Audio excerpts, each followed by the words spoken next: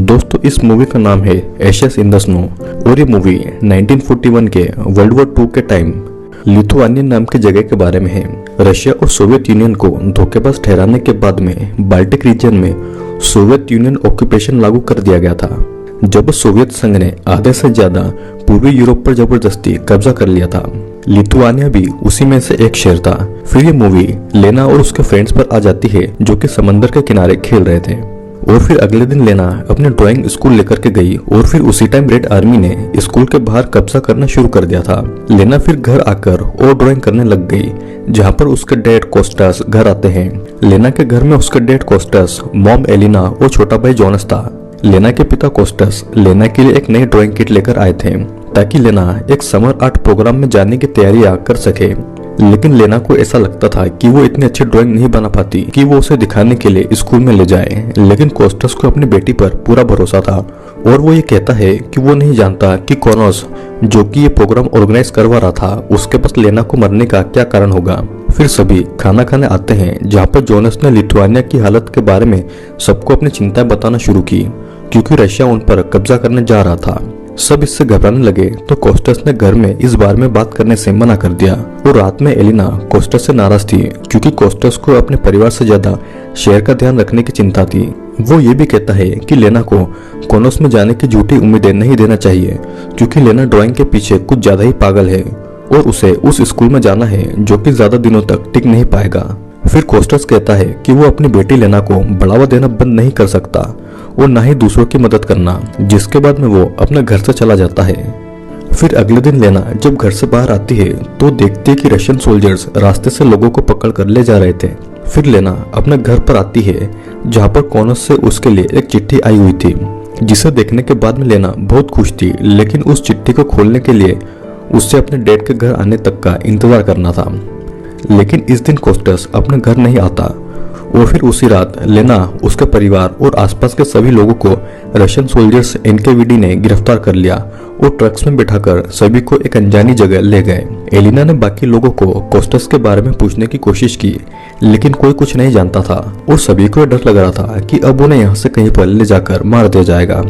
फिर सभी एक रेलवे स्टेशन पर आते हैं और सबको जबरदस्ती एक ट्रेन में बिठाया जाता है। जोनस को सोल्जर दूसरे डब्बे में बिठा रहे थे जहाँ पर सिर्फ लड़के थे, लेकिन एलेना ने एक सोल्जर केटजी को रिश्वत दी और जोनस को अपने साथ में अपने डब्बे में बिठा लिया।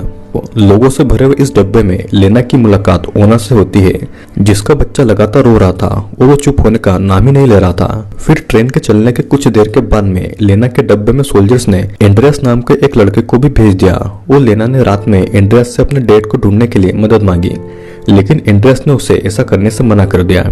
फिर अगली सुबह सभी सोल्जर्स को अपनी अपनी जगह की ड्यूटीज बताते हुए कमांडर कामारोव ने बताया कि केटजी यहाँ सबसे छोटा है, जिससे कि बाकी सभी लोगों को उसे यहाँ पर परेशान करने को मिल जाएगा। और यहाँ अंदर ट्रेन में लेना अपने परिवार के साथ बिताई हुई छुट्टियों के बारे में सोचने लग जाती है जब वे सभी पलंगा के बीच पर गए थे, इन सभी हालातों से अलग जिनमें वो अभी फंसी हुई है। फिर अगले सीन में लेना एंड्रियास और डब्बे के बाकी लोगों की ड्राइंग बना रही थी, जो कि एक आदमी ने देखा और उसने लेना को यहाँ पर हो रही सभी चीजों की ड्राइंग बनाते रहने के लिए कहा। फिर कुछ देर के बाद में सभी ये देखते हैं कि ओना के बच्चे की मौत हो गई थी, जिसके बाद में ट्रेन अपने अगले स्टेशन पर रुकती है जहाँ पर एलेना ने क्रेटजी से ओना के बच्चे को दफनाने को बोला, लेकिन क्रेटजी ने उसकी बात मानने से मना कर दिया और इसके बावजूद कुछ देर के बाद में उसे उसके सीनियर्स परेशान करने आ गए। अब एलेना के पास में कोई दूसरा रास्ता नहीं था और उसने ओना के बच्चे को लेकर ट्रेन से बाहर गिरा दिया ताकि ओना उसके मरे हुए बच्चे को लेकर ना बैठी रहे। फिर रात में एंड्रियास ने जोनस को जूलियट की कहानी सुनाई, जो कि समुद्र की रानी थी। जूली एक जवान मछुआरे कैसिडिस के प्यार में पड़ गई थी और दोनों खुशी खुशी रहने लगे थे। लेकिन एक परक्यूनस नाम के तूफान के देवता ने उनका हीरो का महल गुस्से के कारण जला दिया क्योंकि उसे पता चला कि कैसिडिस अमर नहीं है। जिसके बाद में एंड्रियास ने जोनस को एक कांच का जैसा टुकड़ा दिया और ये कहा कि ये उसी महल का टुकड़ा है। वो ये भी कहता है कि जिसके पास भी ये होगा वो हमेशा खुश रहेगा। फिर जैसे तैसे 6 हफ्ते बीत जाते हैं। फिर ट्रेन अल्टाई गुलक पर आती है। अपने बच्चे की मौत के कारण ओना अभी भी बहुत दुखी थी और वो पागलों जैसे बर्ताव कर रही थी। और फिर उसके पागलों जैसे बर्ताव से कमांडर कारानो की नजर उस पर पड़ी, जिससे कि उसने सभी के सामने ओना को शूट करके मार डाला। फिर वहां के सोल्जर्स ने सभी को एक साथ नहाने के लिए कहा, जहां पर एक सोल्जर जवान लेना का फायदा उठाने के लिए आ गया, लेकिन क्रेटजी ने आकर उसे रोक दिया। जिसके बाद में कमांडर कामारोव ने सभी को अपने ऑफिस बुलाया और ये बताया कि वे सभी राजद्रोही है और इसीलिए उन्हें गिरफ्तार करके जिंदगी भर मजदूरी करने की सजा दी जा रही है। उन्हें गुलग नाम की एक जगह में रहकर खेती करनी होगी, लेकिन अगर सभी लोगों ने पेपर्स पर साइन करके ये मान लिया कि वे सभी राजद्रोही हैं, तो उनकी सजा कम हो जाएगी। जिसके बाद में एलेना ने आकर सभी को अपनी जगह पर खड़े रहने के लिए कहा, लेकिन फिर जब कमांडर ने अपने आदमियों को ये ऑर्डर दिए कि वो किसी भी लोगों को न ही सोने दे और न ही आराम करने दे, तो फिर सभी कैदियों ने आगे आकर पेपर्स पर साइन कर दिए और फिर साइन करने के बाद में सभी कैदियों को एक बहुत ही गंदी जगह पर रहने के लिए भेज दिया। लेना और एलेना को खेत में आलू उगाने का काम दिया। जिसके बाद में उन्हें पता चला कि एंड्रियास को गिरफ्तार करके मारा जा रहा है क्योंकि उसने खाना चुराया था। एलेना क्रेटजी से एंड्रियास के बारे में और खबर लेने आती है, लेकिन क्रेटजी अपने साथियों के साथ बैठा हुआ था, तो उसने एलेना की बेइज्जती करके उसे वहां से भगा दिया क्योंकि वो अपने साथियों के सामने कैदियों के साथ में दोस्ती करते हुए नहीं देखा जाना चाहता था। और फिर हम देखते हैं कि कुछ देर के बाद में एंड्रियास को छोड़ दिया गया। अगले सीन में क्रेटजी एलेना को कामारोव के ऑफिस लेकर आता है और उसका इंतजार करते टाइम क्रेटजी ये बताता है कि एलेना की ही तरह वो यहाँ पर अपनी मर्जी से नहीं आया है और फिर उसे एक और राशन टिकट दे दिया। जिसके बाद में उनकी मुलाकात कमांडर से हुई, जहाँ पर उन्होंने एलेना को उनके साथ ऑफिस में ट्रांसलेटर का काम करने को कहा, लेकिन एलेना ने ऐसा करने से मना कर दिया, जिससे कि कमांडर को गुस्सा आ गया क्योंकि एलेना उसके साथ में रहने के बजाय खेतों में काम करना ज्यादा पसंद करेगी। यहाँ पर खेत में लेना ने एक औरत को आलू चुराते हुए देखा और उसे लगा कि वो औरत उसकी मदद कर सकती है। वो उस औरत के पास में आई और उसे एक नक्शा कोस्टस को यानी कि अपने पति को भेजने को कहा, लेकिन उस औरत ने गुस्से से मना करते हुए लेना की शिकायत सोल्जर से करने की धमकी दी। फिर लेना वापस अपना काम करने आ गई, जहाँ पर उसे अपने एक दोस्त के साथ बिताए हुए दिन याद आने लगे, जो कि बिल्कुल उसके डैड की ही तरह दूसरों की मदद करता था। फिर उस रात को एंड्रिया लेना के लिए चुपके से खाना और ड्राइंग का सामान लेकर उससे मिलने आया और दोनों ने पूरी रात एक साथ ही बिताई, जहाँ पर लेना ने उसे अपनी ड्राइंग्स और कोनास से आई हुई उसकी चिट्ठी दिखाई, जिसे देखकर एंड्रियास ये कहता है कि उसे पूरा भरोसा है कि कोनास ने उसे एक्सेप्ट कर लिया होगा। और फिर एंड्रियास लेना को किस करने की कोशिश करता है, लेकिन वो ऐसा नहीं कर पाता। जिसके बाद में दोनों ने ऐसे ही मिलते रहने का फैसला किया और वो अपनी अपनी जगह वापस आ गए। फिर कुछ टाइम के बाद एलेना को लेना और एंड्रियास की एक ड्राइंग मिली। उसने लेना को बताया कि ये ड्राइंग उसे उस दिन की याद दिलाते हैं जब वो पहली बार कोस्टस से मिली थी और उसे यकीन है कि कोस्टस उन्हें अभी भी ढूंढ रहा होगा।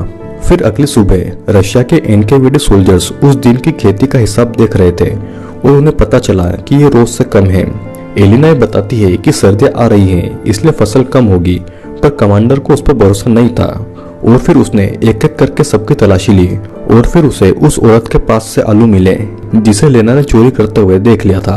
और पकड़े जाते ही उस औरत ने कमांडर से लेना की शिकायत करना शुरू कर दी और झूठ बोलने लगी, पर उसकी बातों को कमांडर ने अनसुना कर दिया और कैटसी से बस उस औरत को मार देने के लिए कहा। जिसके बाद बाकी सभी को उस दिन का खाना देने से मना कर दिया गया। फिर देखते ही देखते समय बीतता जाता है और 1942 की ठंड आ जाती है। हम देखते हैं कि कमांडर ने लेना को अपने ऑफिस उसकी एक अच्छी सी ड्राइंग बनाने के लिए बुलाया, लेकिन लेना का अपनी भावना पर बिल्कुल भी काबू नहीं था और इसीलिए उसने उसकी एक अच्छी पेंटिंग बनाने के बजाय उसने कमांडर का असली रूप अपनी ड्राइंग में बना दिया, जो कि एक राक्षस जैसा दिखाई देता है। जिसे देखने के बाद कमांडर ने गुस्सा होकर लेना के घर की तलाशी ली और उसने लेना के सामने ही उसकी सारी ड्राइंग्स जला दी। अब धीरे धीरे समय बीतता है और क्रिसमस का दिन आ गया था और जोनस ने लेना को आग में जलने से बची हुई उसके डैड की फोटो दे दी। और हम देखते हैं कि एनकेवीडी के सोल्जर्स अभी भी क्रेटसी को परेशान करते थे, तो इसीलिए उसने उस रात खाने के टाइम उसने सभी से लड़ाई कर ली और वहां से चला गया। एंड्रियास लेना और बाकी सभी कैदियों के साथ उनकी क्रिसमस पार्टी में शामिल होने आ गया, जो खुद उसे अच्छे से मनाने की पूरी कोशिश कर रहे थे। और खाने के बाद लेना ने आखिरकार एंड्रियास को पहली बार किस किया। फिर क्रेटजी एलेना से मिलने आया, जो कि कमरे में अकेली थी, और उसने एलेना को बताया कि उसके पति कोस्टस को उन सभी की गिरफ्तारी के कुछ ही दिनों के बाद में रशियन सोल्जर्स ने मार दिया। अब हम देखते हैं कि क्रेटजी को एलेना पसंद थी, तो उसने मौके का फायदा उठाया और वो एलेना के साथ इंटीमेट होने आ गया, लेकिन एलेना ने उसे ऐसा करने से मना कर दिया, जिससे कि क्रेटजी उसके साथ में जबरदस्ती सेक्स करने लग गया। जिस पर एलेना ने उससे यह कहा कि वो उसकी बॉडी के साथ में कुछ भी कर सकता है, लेकिन उसे कभी नहीं पा सकता। और इस बात से शर्मिंदा होकर वो एलेना को छोड़कर वहां से चला गया। जिसके बाद में एलेना अपने पति कोस्टस की मौत पर रोने लगी थी। फिर बाहर आते ही क्रेटजी को फिर से उसके सीनियर्स ने परेशान करना शुरू कर दिया, जिससे कि गुस्सा होकर क्रेटजी ने एक सोल्जर का बहुत मारा। और फिर कुछ देर के बाद में कमांडर कमाराओ ने क्रेटजी को बुलाया और बताया कि उसे प्रमोट करके कमांडर बना दिया गया है और उसे गुल्लक के कुछ लोगों को लेकर अपना खुद का इलाका बनाना पड़ेगा। क्रेटजी के हिस्से में लेना और उसका परिवार भी शामिल था, जिन्हें मिलकर एक ऐसी बर्फीली जगह भेज दिया गया जहाँ पर कोई नहीं जाता। फिर उसे और सभी कैदियों को तुरंत शिप में भरकर उस आइलैंड पर भेज दिया गया। फिर सभी ने वहां पर पहुंचकर ये देखा कि ये जगह उनकी पुरानी जगह से बहुत ज्यादा मुश्किल है और बहुत ही ज्यादा खराब है। एक कैदी ने लेना और उसके परिवार को अपने साथ उसी शिप में छुपकर भाग चलने के लिए पूछा, क्योंकि यहाँ पर रहने पर सर्दियों से पहले ही उनकी मौत हो जाएगी। लेकिन लेना ने उसे साफ मना कर दिया और फिर कुछ देर के बाद में वो कैदी जल्दी ही पकड़ी गई, जिसे कमांडर क्रेटजी ने तुरंत मार देने के ऑर्डर दे दिए। फिर जैसे तैसे समय और बीतता गया और 1943 की सर्दियां आ गई थी और उस आइलैंड पर रहने वाला हर इंसान किसी न किसी बीमारी का शिकार होने लग गया था। एलिना उनमें से थी जो कि बहुत ही ज्यादा बीमार थी और वो मरीजों के कमरे में थी, जहाँ पर क्रेटजी ने उसे ढूंढ लिया। एलिना ने उससे कहा कि जब वो मर जाएगी तो क्रेटजी उसके बच्चों को ज्यादा परेशान न करे। और लेना ने क्रेटजी को एलिना से बात करते हुए देख लिया और वहां से भगा दिया। फिर एलिना ने अपनी बेटी लेना को उसके डैड के मरने के बारे में सच्चाई बता दी कि कोस्टस कुछ डॉक्यूमेंट्स को चुराते हुए पकड़े गए थे, जिससे कि वो उनकी और उनके जैसे कई लोगों की सोवियत ऑक्यूपेशन से पहले लिथुआनिया से बाहर निकल जाने में मदद करने वाला था। उसने लेना से एक वादा लिया कि वो जोनस को ये बात सही टाइम आने पर बताएगी और ये कहा कि अब उसे खुद पर भरोसा रखना पड़ेगा, क्योंकि वो भी अपने पिता की ही तरह एक बहादुर लड़की है।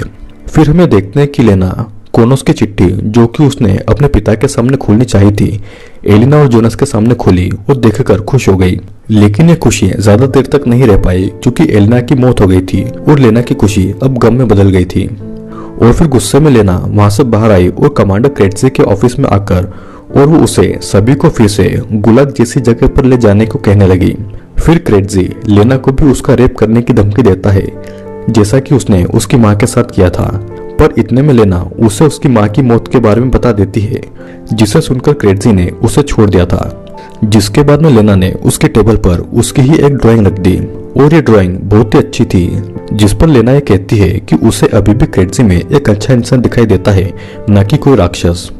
फिर हम ये देखते हैं कि एलिना के दोनों बच्चे मिलकर अपनी माँ को दफनाने चले गए थे और यहाँ पर कमांडर क्रेटजी ने बच्चों की आजादी के लिए एक लेटर लिखकर सुसाइड कर लिया। और फिर आखिर में लेना और जोनस समंदर के किनारे एक नाव में बैठने आए, जहाँ पर लेना उस दिन को याद करने लग गई जब उसने बीच पर बिताया था।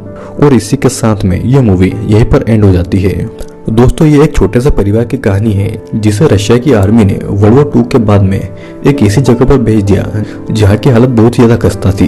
ये परिवार जैसे तैसे अपना जीवन बिता रहा था और एलिना का हस्बैंड एक बहुत ही अच्छा इंसान था। वो अपने परिवार और आसपास के बाकी लोगों को इस जगह से ले जाना चाहता था, लेकिन उससे पहले ही एलिना की फैमिली को रशियन आर्मी ने पकड़ लिया और एलिना के हस्बैंड को मार डाला। आई होप दोस्तों आपको ये वीडियो जरूर पसंद आया होगा। वीडियो अगर पसंद आया हो तो लाइक और कमेंट करें, और अगर आप इस चैनल पर नए हैं तो चैनल को सब्सक्राइब करके बेल नोटिफिकेशन जरूर ऑन कर लीजिएगा।